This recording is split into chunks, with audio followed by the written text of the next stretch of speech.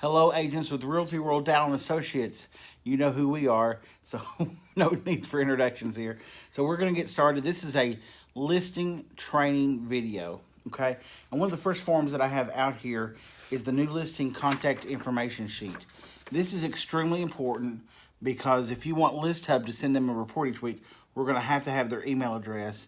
We need to know, of course, their names, who is the primary contact, because usually in a family there's always one that's the one that we're supposed to contact, their mailing address, their home phone, their mobile phone, and of course your name there, so we know exactly whose deal this is. So we ask that each of you fill this out. This can be the first form that you fill out. It'll probably be the easiest way to do it. And if anybody has any questions on that, you can get with me privately. Anything they need to do on the file checklist? That is just really for them. I will do it also because I want to go through and make sure everything is in there that we need in there. But this is a really good guide to let them know all the steps, Okay. And all of the forms that they need. On the lead-based paint, I want to make sure that everybody knows that you only need that on homes that were built before 1978. And if you're in doubt of that, then go ahead and fill it out and be safe, okay?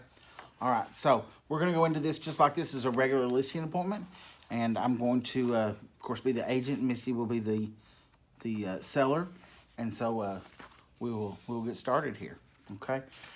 Ms. Stigl, the first paper that I like to go over with everyone is the Consumer's Guide to Agency Relationships, okay?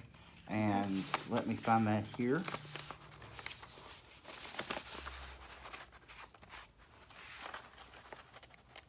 And we don't have that. We wouldn't. Always be prepared. Yes.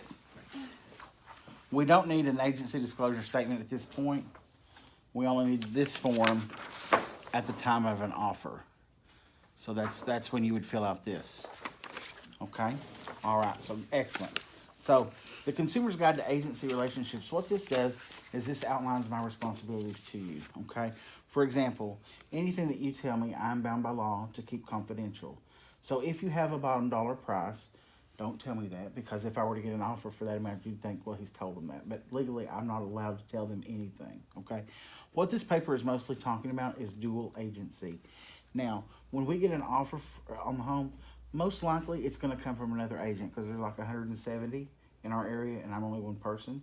So odds are it will come from another agent. Now, oftentimes when we get offers, they tell us things they should not. They break their client's confidence.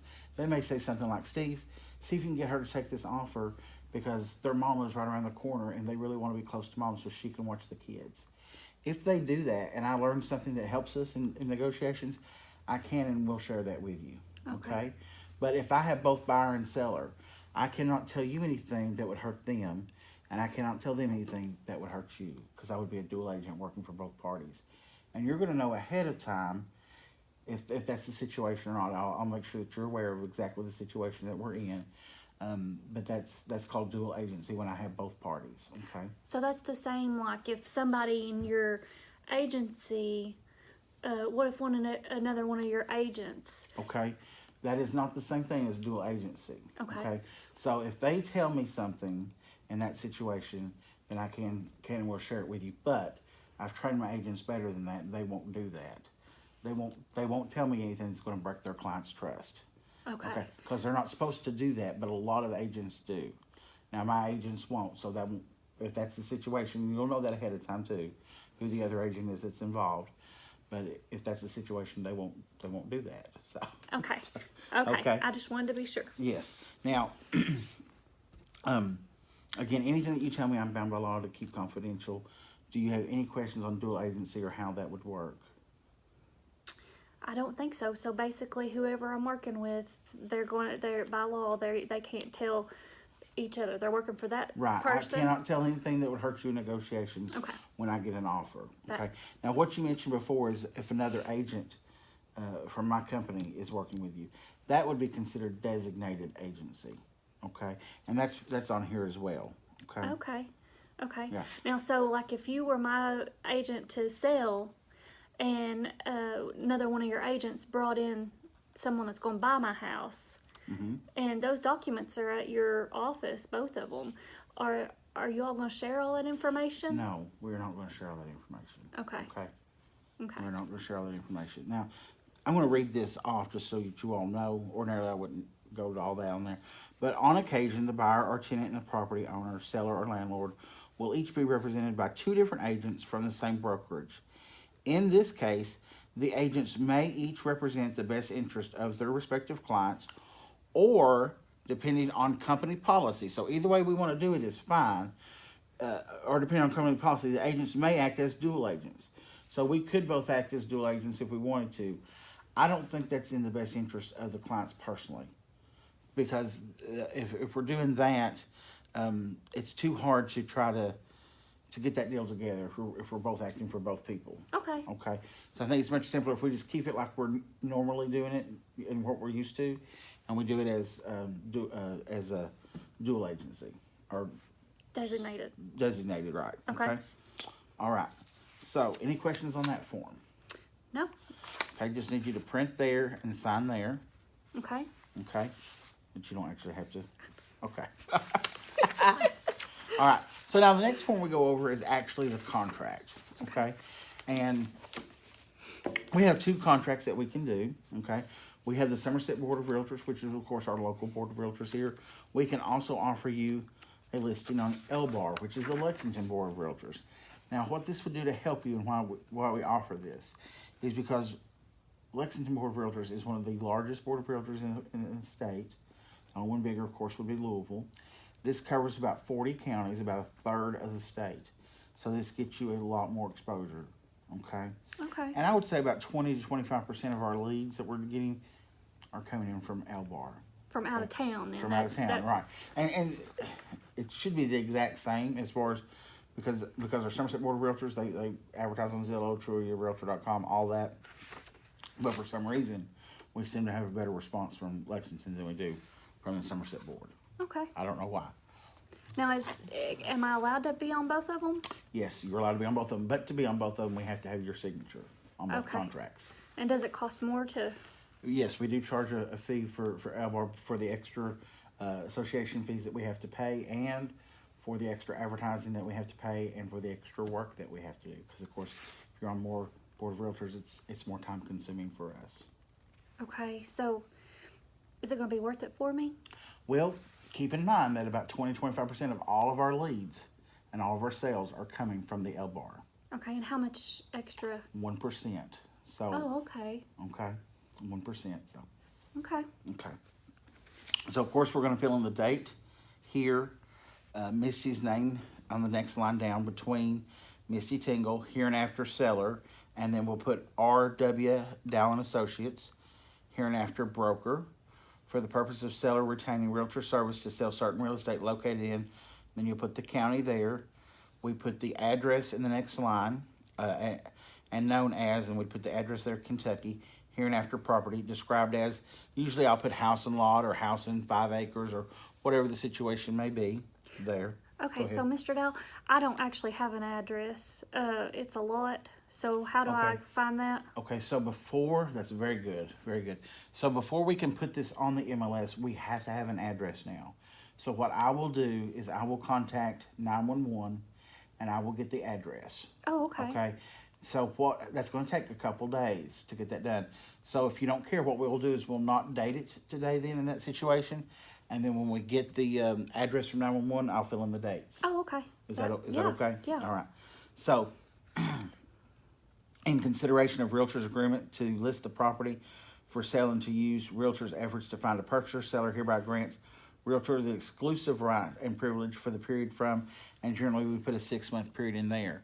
If they're asking for 90 days, the way I usually get around that is I will say, I understand there's a lot of people that want 90 days, but if I only have it for 90 days, I'm not honestly going to be able to spend the amount of money in advertising that I would if I have it for 6 months or the time, okay? Because more than 40% of all listings sell after 90 days. That's almost half. So you think it's going to take at least 3 months? Well, not necessarily, but I want to have that cushion in there just in case. So So what I would ask you to do is we'll go ahead and sign 6 months. I will be more than happy to write on here, if customer is not satisfied with our services for any reason, after 90 days, they can be released from this contract with no penalties. Oh, okay. So I always give that guarantee if 90 days is important. I've never had anybody bonk on that, but if they're just adamant and insistent that they just want 90 days, don't walk away from it. We've got a 60% shot of selling that in 90 days. So. Okay, so on line 1 here, those terms are how long my contract is for. Right, how long your contract is for. Then, of course, you're going to put the price there, and to accept deposit thereon upon the items and conditions as set forth herein. If there's any special contingencies, you'd write those there. But I've never really had to write anything there that I can remember. Okay, so like, say I've got somebody kind of interested in this property. Okay, yes. Now that happens from time to time. So if you've already been working with someone, that's really, really good, Misty. If you've got somebody that you've already been working with, we have to have their name, but we can write their name on the contract and say that they are exempt. So that if they buy it, they don't owe us a penny. Okay? But here's the kicker on that. We have to have first and last name, and we have to have it right now. If they want to add it 2 or 3 days later, no, we cannot do that, because they could, be getting people in between now and that time. So they have to have it right now, first and last name. And very often when you pressure them on that, they can't tell you their names. So a lot of times it's a moot point at that point, because they can't. Well, it was Bob, but then they can't remember his last name. So how serious was Bob to begin with? So all this needs to be really specific. It needs to be really specific if we're going to exempt somebody. But I mean, all we have to have is their name first and last, and that's fine. But it does have to be specific like that. Yes. Now, so I know we'll talk later about how to do my pricing and stuff, and what price I need to go on. So we'll skip that for now, and we'll talk later. Right. This is basically on paperwork. But yeah, we'll do one on pricing property later on. Okay, number 2. So if the property is sold before the expiration of this agreement by seller or any other person, seller agrees to pay the realtor the commission of, you might put 6, you might put 7, you might put 8, you might put 9, you might have to put 5. Do we want to put 5? No, we do not want to put 5. But if you have to put 5 and you're comfortable with it, we'll go with it. But what I would want you to tell them is, if you put 5, very often you're cutting your nose off to spite your face, because the other realtors in town, especially the heavy hitters, the one that sell, when they see that it's going to be 2.5% their part instead of 3, they won't show it. So you're not really saving anything by doing that, because it's going to take much longer for your house to sell. Okay. Then in the next blank, we're going to write 180 days. Now this is the way that I explain this situation. Okay. So Ms. Tingle, commission is 6%. Okay. And if God forbid we do not sell the property during the contract period, okay, and at the end of the contract you put it as a for sale by owner, you don't relist it with me and you don't relist it with someone else, you have it, this is a for sale by owner. If someone comes back that we've shown it to during the listing period, then you would still owe a commission up to 180 days. But if it's someone you get on your own, or if you relist it with another company, you don't owe us a thing. Oh, okay. Okay. Number 3, of course, this talks about escrow money. Okay, and I usually write in 90 days. Okay, and this is the way that I explain it to the customers. So when I get you an offer, I'm going to do my best to get you earnest money from the buyer. Okay, that is a good faith deposit from them, showing that they are serious. Oh, okay. If I bring you a full price offer and they did not put any earnest money down, I do not suggest you take your house off the market, because 99 times out of 100, those deals fall apart. And I can do that. We can still have it on. Okay. Yes, we can still say it's active. What we would do is we'd say, yes, we'll accept your offer, but we're going to give you 24 hours to come up with some earnest money if we get another acceptable offer, or we're going to let the other party have it. Oh, okay. Okay? And that way you're not tied in to an offer without earnest money. Oh, that's good. Now, another question is how much earnest money should you get? And I would say that would depend upon what kind of loan they're getting. If they're doing rural housing or VA, that's a no money down loan. Usually, if we can get 100 or 2, that's enough to keep them glued to the contract. Okay. If they're doing FHA, they're paying 3.5% down. We want at least 500, maybe 1,000. Okay. If it's a conventional deal, we want 5-10%. Okay. Cash deal, we want 10%. Is what we're going to look for. Now, when do I get that money? Okay. You don't get that money. That's a very good question. Okay. So let's say we get an offer on your home of $100,000, okay, and they put $1,000 down in earnest money.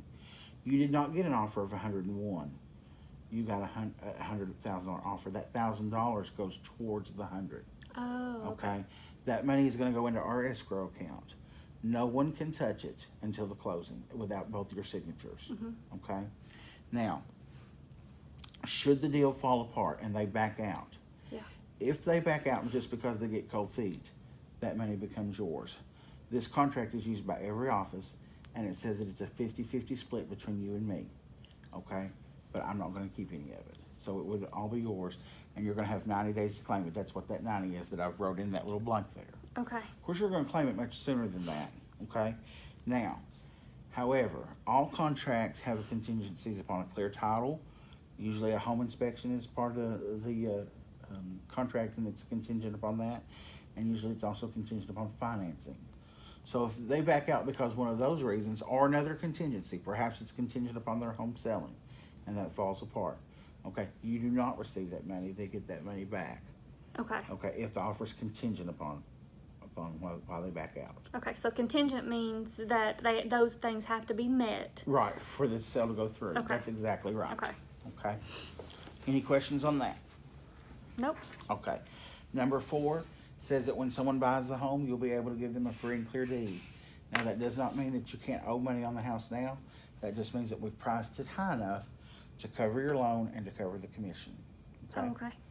Number 5, ask for permission to put a for sale sign in the yard. Is that okay? Yeah. Yeah. Okay. And I have that and pointer signs with me. If Okay, so you're going to do that today? Yes. Okay. If you're going to a listing appointment and you are pretty sure they're going to list, you've already been talking with them, have your signs with you. Don't make extra trips. Extra trips cost you time and cost you gas and money. You don't have either one of those. So take your signs with you so you can go ahead and put those up. Okay? Are you going to put them at the road too? Yes, you're going to have pointer signs. Okay. Yes. Okay. And don't use those little thin ones. They're useless. Okay? Use the thick ones. Okay. Number 6. Number 6 lets you know that we're going to be putting this in the multiple listing service. And that means that all the other agents will have access to the information, and they will all be allowed to show the home as well. It does not cost you any more money if one of them sells it. We simply split the 6% down the middle. We get half and they get half. Okay? Okay. And we're happy to get half. So we're happy to work with other people. There are agents in town that, they want it all, so they don't really want to work with other agents, but we're not like that. We're happy to get you a sale. Okay? So you're putting it on there, but anybody Right. Anybody can it. show it and sell it. That's exactly Okay. right. Number 7 says that if someone is qualified to buy the home, I cannot discriminate against them for any reason. Now, if I call you and I ask you for a showing, then you know that they're either approved for the full amount or they're paying cash. Because I'm not going to bring anybody out here that I don't know can buy the home. Okay? So we've listed the home for 100. If somebody's approved for 75, I'm not going to bring them out here. Okay? Okay. Because they can't buy it. You're not going to take 75 for it. Okay? How do you know they're approved? I get them pre-approved, and we talk about their finances before we ever go out looking. Okay. Okay. We'll talk more about that later. Yeah, we'll talk more about that later. Okay.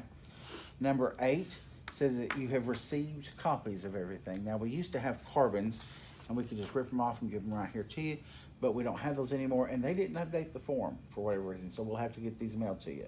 Okay? Oh, okay. Now, some of you all are scanning and doing that. That's perfectly fine if you want to. I'm in my habit of doing things, and I've never done it that way, so I can't change what I've always done. But it's okay to email But it's okay to It's email, okay to... yes. Okay.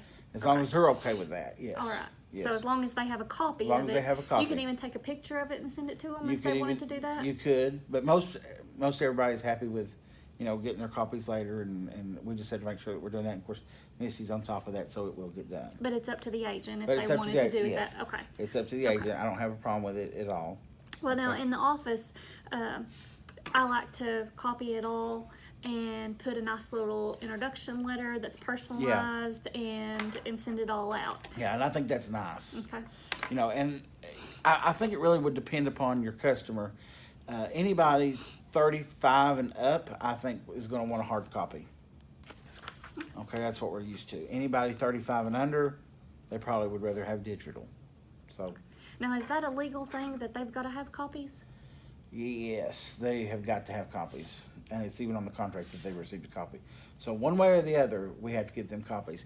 Do a lot of people never get their copies? Absolutely. It happens a lot. It happens at Wycott a lot. My people never got copies because I didn't have time to send them copies. And Nobody else was sending them copies either. Okay. And you hear that a lot on expired listings. One of their gripes, because when you talk to expired, as you all know, they have a lot of complaints.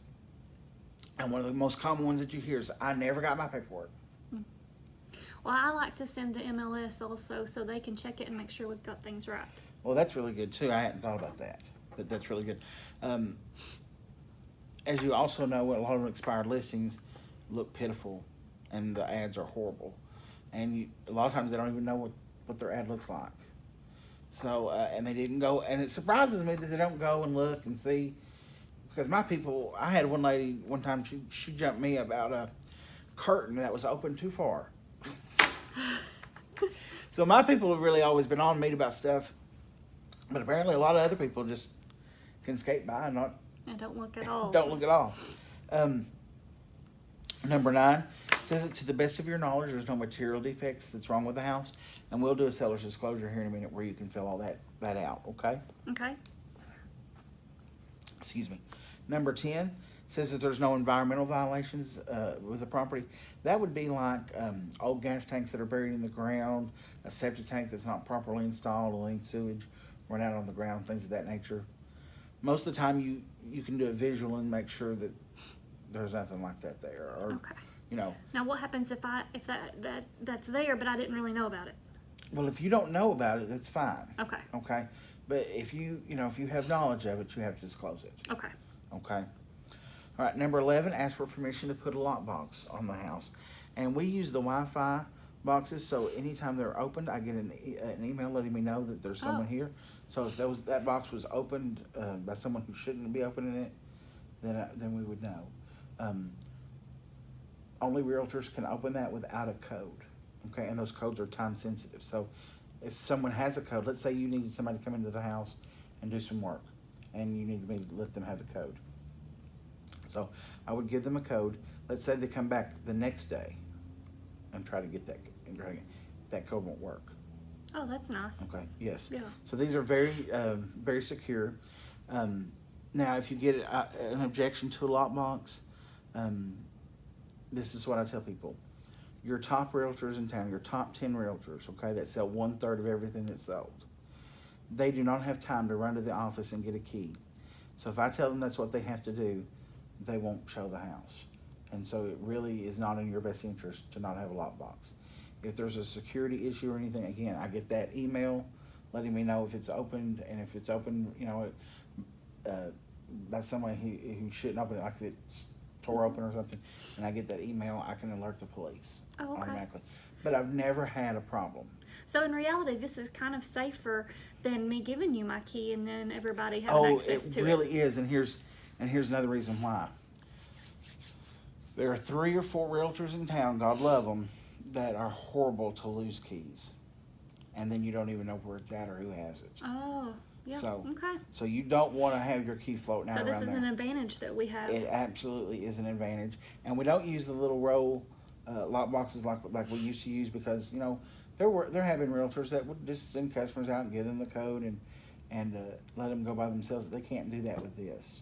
Okay. Okay, because they can't get in. Okay. Okay. All right. So I need to initial that. Need you to initial there. Okay. And then we'll sign down here. And is your mailing address the same as your? No, I don't live there. Oh, okay, you don't live there. Okay, so what is your mailing address? It is 563 Overview Drive. Okay, so down here, guys, that is their mailing address, not ours. Okay, you're going to accept a date, realtor, office phone, agent phone. Okay, all right. Any questions on that? No, I think that's well explained. Okay. We are going to do that L-bar, right? Yes. Okay. So the L-bar contract is pretty much identical to the Somerset contract, but there are a few other things on there. Okay.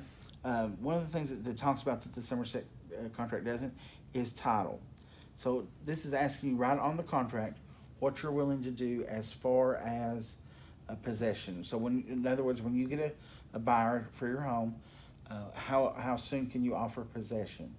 What I would recommend is that we put, unless we know it's vacant and it's immediate, and then it would be immediate occupancy. And there are people who look for homes that are just immediate occupancy. So anytime you have a home that's empty, you want to make sure that you've got in that ad somewhere about immediate occupancy, because when a home goes under contract, they've got a short time to get out. They can't have a home unless it's immediate occupancy. So a lot of times people will look just for that. Okay. I don't see that in our ads a lot. I don't see that in our ads either. So Well, that's good to know. it's good to know. So on title, what I would recommend that you do, even if you're wanting time after the sale, is to put negotiable. Because anytime you put after deed transfer delay, it kills the deal. So okay. you can still ask for time if we put negotiable. That's not a problem. But if you put the home is after deed transfer delay, you have just killed yourself. Also, if you put in the listing, appointment needed, you've killed your listing, because so many people cannot make appointments. It's spur of the moment type thing. So when we have a showing, the first thing that I'm going to do is I'm going to call you and make sure that it's okay. You can always refuse a showing if you want, but just know that if we refuse it, they're going to be gone. We're not going to get them back. Okay. Now, if you're refusing simply because the house is a mess, okay, you're not ready for it to be shown, I wouldn't refuse for that reason, and here's why. When they put you on the spot like that and they ask for showing immediately or within 30 minutes or an hour or whatever, they know what they've done, and they're so grateful to get in that they'll overlook a mess, okay?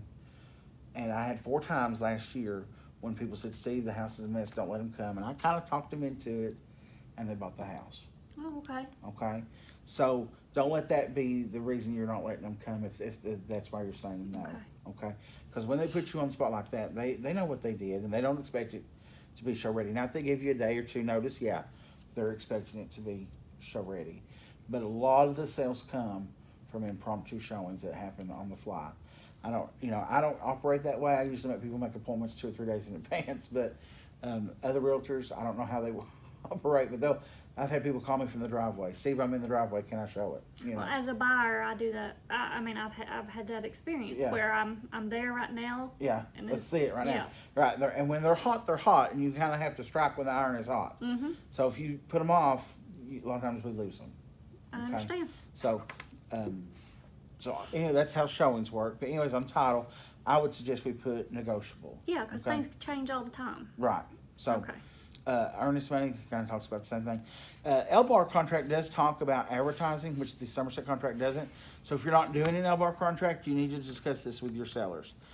Very often, and now not our customers don't do this, but a lot of customers will put their listing on Facebook and places themselves.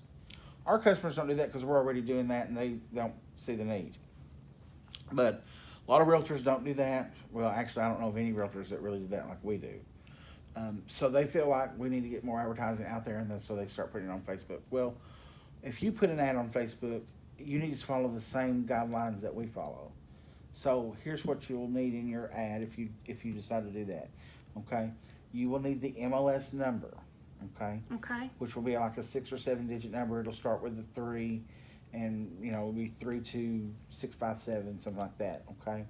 You need to put that it is listed by Realty World, Dowell Associates.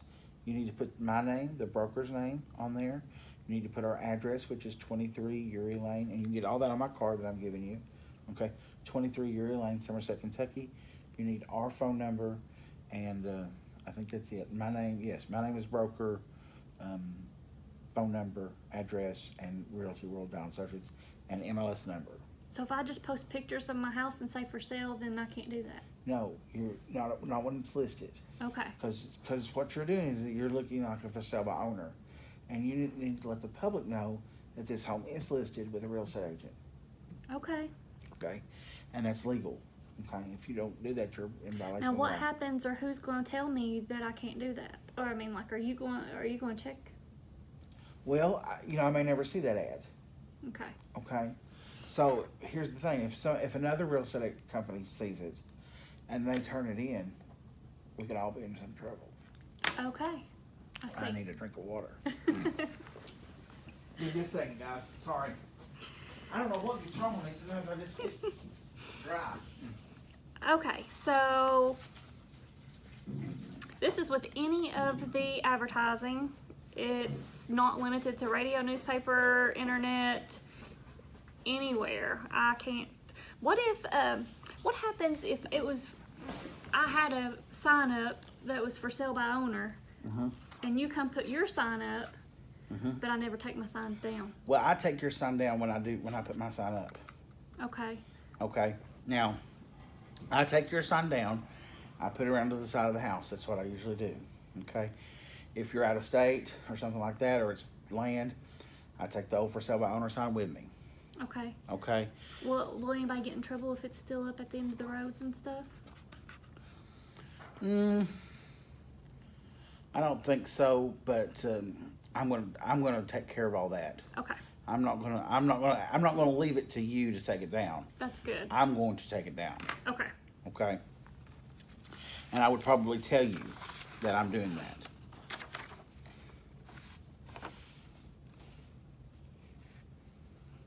Now, is all that basically the same thing we just went over? I believe so. Okay, so I just need to sign and fill out that bottom there too? Okay. Actually, this talks about inspections. Ours doesn't talk about inspections. Oh, okay. Now, what is that? Sellers acknowledge and agree to the following. They have been informed by the listing broker that buyers or their representatives may request certain property inspections, including but not limited to a wood-destroying organisms inspection, termite inspection, which will be made subsequent to the signing of the offer of the purchase contract. In the event wood-destroying organisms are found, the seller may be obligated to pay to have the property treated, and in the event of damage from wood destruction organisms, obligated to have such damage repaired at a cost to the seller not to exceed 1% of the sales price, and to cooperate with buyers and or buyers inspectors by permitting access to the property. Okay, so this is on our offer. So what this is saying, if the seller or the buyer, asks for a termite inspection, okay, and the termite inspectors come out and they find evidence of termites, then you would be required to treat it, because they cannot get their loan with having termite problems. Okay, provided that the cost of the treatment is not more than 1% of the house. So if the house is $80,000 and the termite treatment is $1,000, they don't have to. They're not obligated to fix it.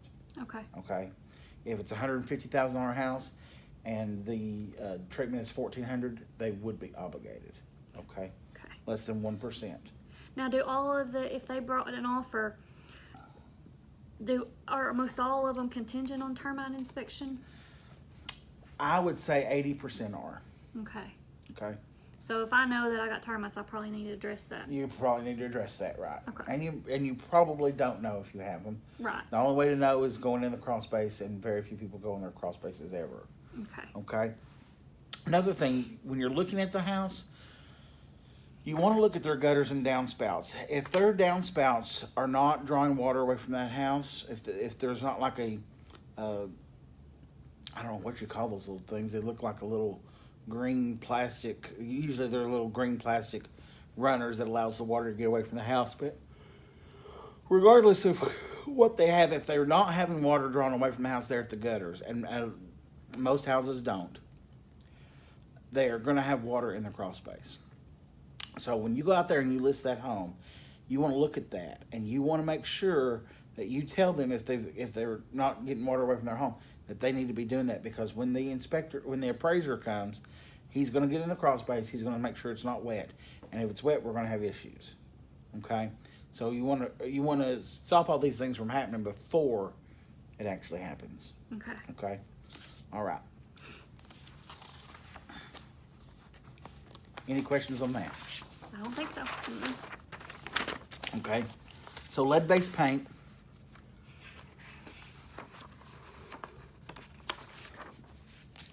There was a Consumer's Guide agency. We had a Consumer's Guide agency, just wasn't in the front. Okay, So on lead-based paint, Mr. and Mrs. Seller, your house was built before 1978. Yes. So anytime a house is built before 1978, there's the possibility that they use lead-based paint. Now, to your knowledge, you don't have lead-based paint, and if you had it, you would know it because you'd be sick or somebody in your family would be sick. Okay? But so to your knowledge, you don't have any lead-based paint. Is that correct? Correct.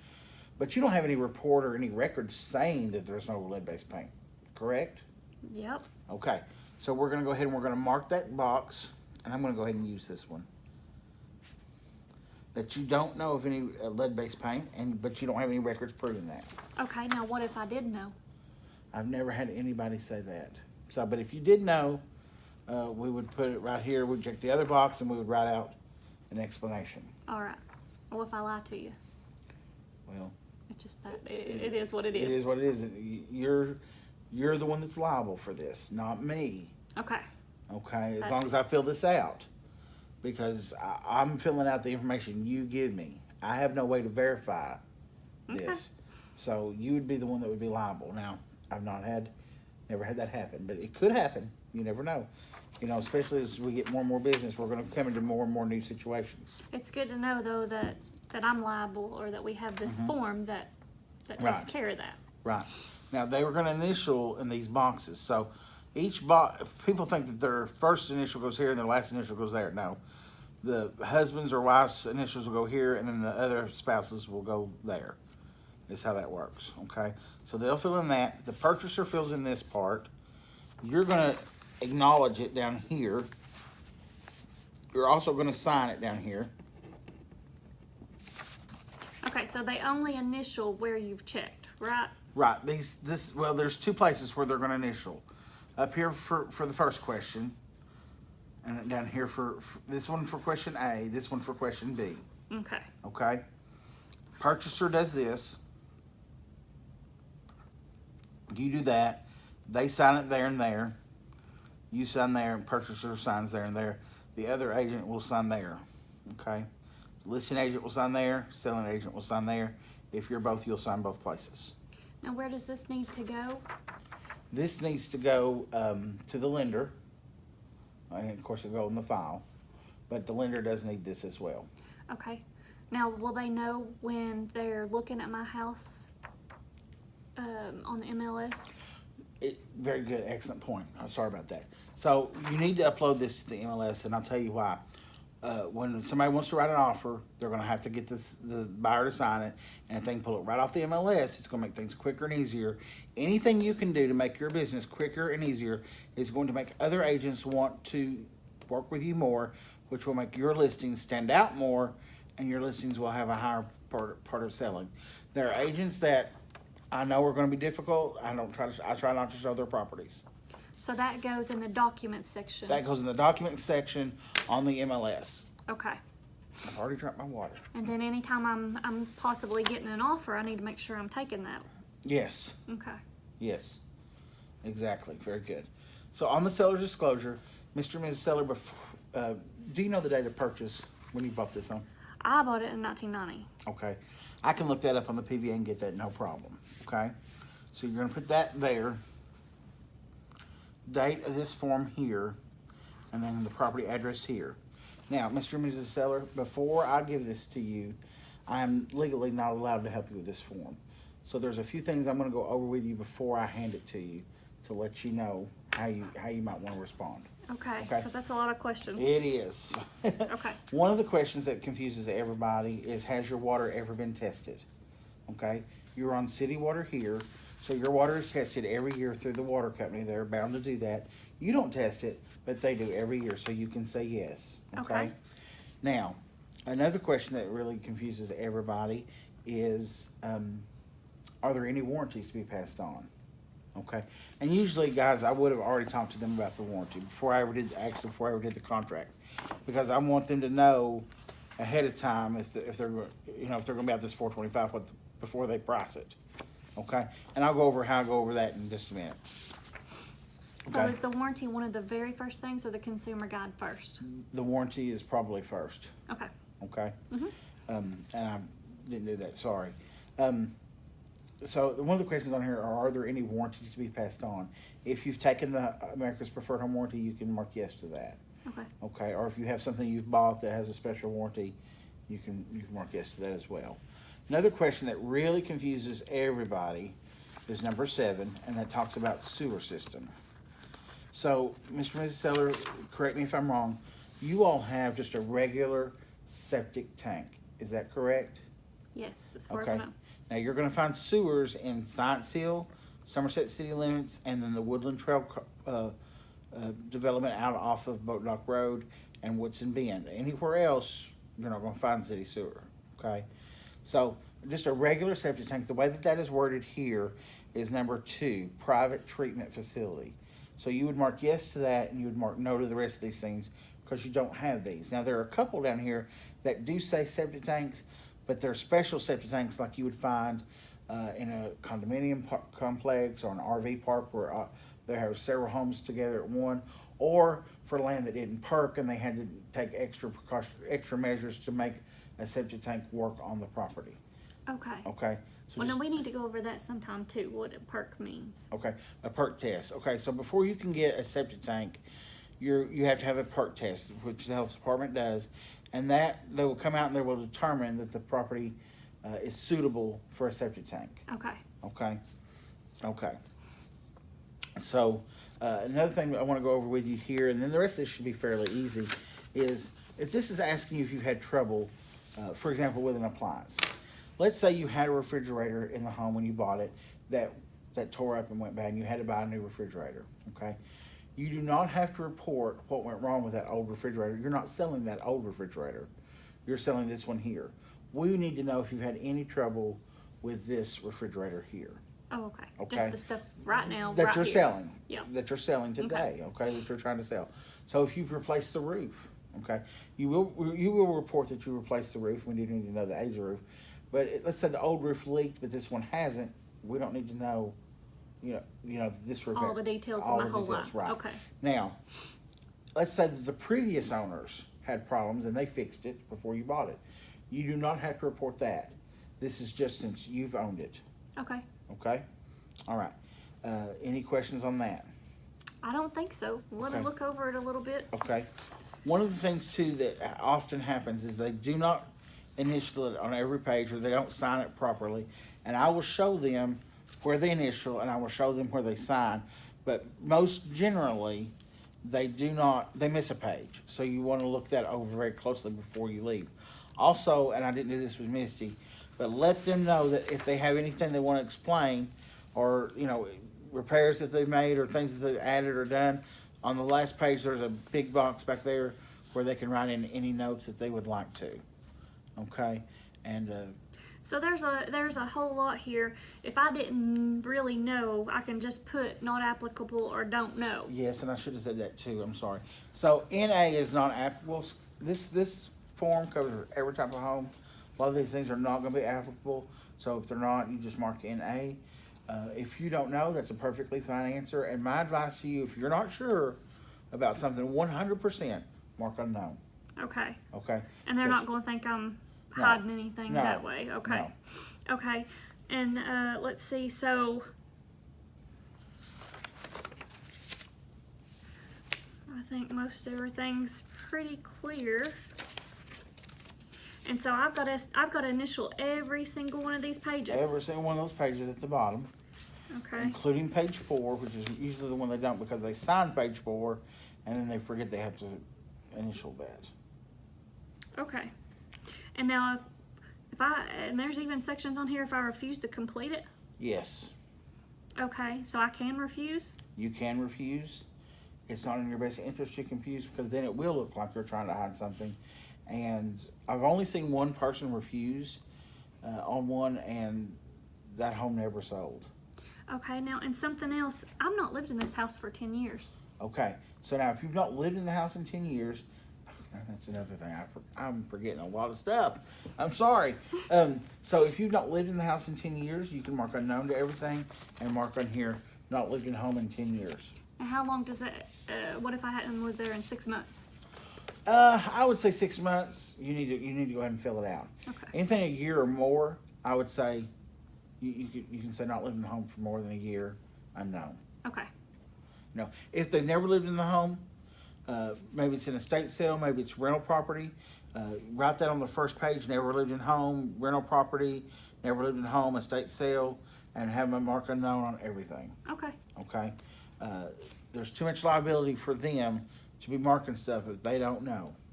Yeah. Well, and it seems like it might be good for the buyer to know that it was just a rental property. Yes, Yeah. it would be. And why might that be good, guys? So if you're showing property, you know, an investor is not going to put as much money or as much care into an investment property as someone who's lived there. Okay, so they're gonna do things the bare minimum. Okay, if someone's looking to buy that home and it's going to be there for their home, I try to steer them. Shouldn't say steer, but I don't advise them to buy a rental property because most often those homes are just not to par with homes that someone's lived in for 10, 15 years and it's been their home. They're going to do a much better job taking care of it than someone would with investment property. Okay, so the only other thing that we've got to go over is the warranty? Yes. So one of the things that we can do to give your home an advantage in the marketplace is we can put a 1-year warranty on the home, okay? And that in no way obligates you to fix anything with the home. But very often when buyers are trying to make a decision, it comes down to 2 homes. And if one has a warranty and the other one doesn't, they'll almost always go with the one with the warranty. And unless they're looking at one of our other listings, most likely whatever other home they're looking at is not going to have warranty because we're about the only ones in this area that fool with these. I don't know why. It's simple, it's easy, but most of the other realtors in town do not work with warranty companies, so it really gives you a distinct advantage in the marketplace. So you think it's worth the money? Absolutely, it's worth the money, and here's why. Again, it's going to make your home sell much quicker and for more money. They don't know what you're paying for this, and this value right here is usually about a $2,000 or $3,000 value. So typically, on average, a seller's going to get about a $2,000 to $3,000 more for their home than they would without the warranty. Do I have to pay that? No. Well, no. Here's how this works. Okay, you don't pay a thing for this unless I sell the house. Okay? Oh, okay. We're listing it for $100. Let's say I get you an offer of $99. At that point, you're not obligated to include the warranty, but you can if you want to. So you can say, Steve, I'll take $99, but I'm not going to include a warranty with that price, and you can do that. Okay. You never write a check for this. It's going to come out of the funds of the house. Okay. So you only are going to pay for it when I sell the house, and then you're not going to write a check for it then. It's going to come out of the funds. So if you don't sell a house, it's still good marketing for me. Yes, it's still good marketing for you. Okay. Absolutely. And then I don't have anything to. And then if they don't offer the full price, it's still good marketing for me. Right, exactly, because they're going to offer more with it. In their mentality, if you offer a warranty, you know it's a good house, because they still think you're standing behind it. So they're going to offer you more than they would usually without it. Okay. Now, and what's this going to? How do we pay for it, or how? It comes out of the funds at closing. How much? Okay, $425. That's a one-time fee for you. It's never any additional fees than that. Okay, and again, unless I sell it, you don't owe a penny. What if I refuse? I don't want that. Then I need you to sign right here at the end, just saying that I offered it to you. Okay. Okay. Right here, there's a waiver. Okay. Okay, so you can sign there, and that just shows that I did my part in explaining this to you. Because let's say that a deal falls through because you didn't have a warranty, and that protects me. Oh, okay. Okay. So the agent has some kind of benefit just by getting my signature? Yes, absolutely. Okay. So. Absolutely. And there's more benefits than that to that. Yeah, there is. What it is it actually helps pay your E&O deductible. Yeah. So you can get help paying your E&O deductible if you have these. Yeah, the agent. I did not know that, by the way, until recently. If it just by that one little signature on there, even if they decline it, you don't ever sell a warranty, you are covered because we offer them. Another thing, let's see. Another thing is during the listing, if they have chose to have this included, then the actual seller has some coverage. Now these of course do not cover everything. There are a lot of things about this, but what you need to be looking at is all of the details. There's, you know, always make sure that you tell them there are exclusions, things do come up, but it's better to have something than nothing. This covers all of your major things, and it explains it right here on this page what items are covered. The big benefit of this that he didn't mention is that the buyer actually gets to choose who comes and fixes the problem. So they choose who does it, and then they either get reimbursed, or there's options where the company can actually pay that contractor at the time of service. So very, very worth it to at least offer and get a signature one way or the other, because there's benefits for the seller, the buyer, and the agent. You do also, something that we don't have in here is at listing, you want to get this because it is covering from that moment. Another thing is it's a really good option to get all of the information. If you didn't fill out that first form with all the contact information, it's real easy to get their information here. You can just hand this to them and have them fill it out at listing. We also have another form though that is a data collection form. I advise, and I have been putting them in with the warranty, I advise that you fill that out at listing also, because that prevents you having to do it in the midst of all the closing. So that form, let me get it.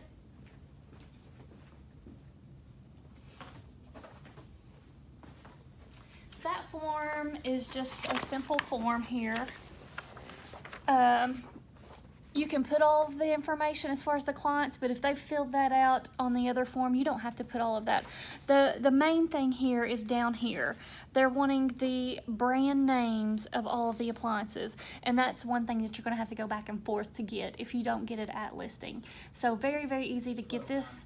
Go ahead and get on your app when you list the property and register it, and you will get a contract number. And we'll go ahead and have that on there. And if you have already done all of that, then when it comes down to selling the house, I will go ahead and send this to the other agent if there is one. So they'll have all of that information. We're making sure that they have the information, that it is on the Alta statement, that everything is done, ready to go. Those are things that you can prepare at listing. So also I have been putting this little form here on top of the warranty. And what that does for you is gives you a real quick rundown of the benefits, so that it's kind of like putting this whole book in one little spiel here of why they need the warranty. But again, always remember, you're covering the buyer, the seller, and the agent. Just by getting a signature, you cover the agent. If they offer it, then buyer and seller is covered. Buyer during the listing, after the closing, and seller during the listing period. Thank you, sir. All right, I think we've covered all of that, and that is your listing paperwork. If you have any questions, I know that this has taken a little bit of time. We're almost at an hour, but what I want you to know is it's going to basically take about that time to do a listing appointment. So while it's been a while watching this, let it be known that this is about the time that it'll take with your clients to go through all of this paperwork. I am usually at a listing appointment for around 2 hours. And what I will do is I save the seller's disclosure for last, and that's when I will go ahead, since I can't help them on that paperwork, I'll go ahead and start my pictures. And I'll take pictures of every area except for the area where they're signing paperwork, of course. And then when they get done with the seller's disclosure, I'm usually done with the pictures about the time it takes them to fill out the seller's disclosure. Because usually it'll take them 30 minutes or so to do that. Okay. So. And I guess that's it. We're Yes. good to go? Yes. You got my house listed. Awesome. I will sell it. And we did sell it. Yeah, you did. You did. Thank you. All right. And we'll do another video on other paperwork. When should I think about hearing from you? What's next? What's the next process? What's the next process is, and I'll tell them this before I leave. So I try when I list a property to have it on the MLS that night. To me, that's extremely important. If I hold that listing for 2 or 3 days, it shows I'm not excited about that listing. I don't think it'll sell. When I get that listing on the MLS, that's when people can start making offers and showings and all that stuff. So if I'm dragging my feet and I'm waiting 2 or 3 days to put it on the market, then I'm missing potential buyers. Every second counts with everything you do, guys. That's why I'm always hurrying at everything I do, because every second counts. And I've learned that the hard way. Okay? The more I drag my feet, the less opportunities I'm going to have. So I always try to get it on the market that night. Now, I will tell them, we are allowed 1,000 characters when we market your home. I'm going to use 990 plus, okay? So if you see anything on your ad you don't like, you let me know. If you want to add something, I can do that, but I'll have to take something out. So you'll have to decide what's less important to you, okay? And I'm going to have this on the market tonight. Now, you can put your address in the search bar in your computer, and you should be able to pull it up on all kinds of sites. Is how you can find it. Okay. Okay. Now, how many hours legally do you have to? You have 72 hours. So when you have a contract, you legally have 72 hours to get it online. Okay. Okay. Now, and what are you going to do with all this paperwork? That paperwork is going to go into a file in our office that will be kept by our office administrator. Okay. And we'll need some of that for when we get the offer. Okay. Okay. All right. Thanks. Thank you.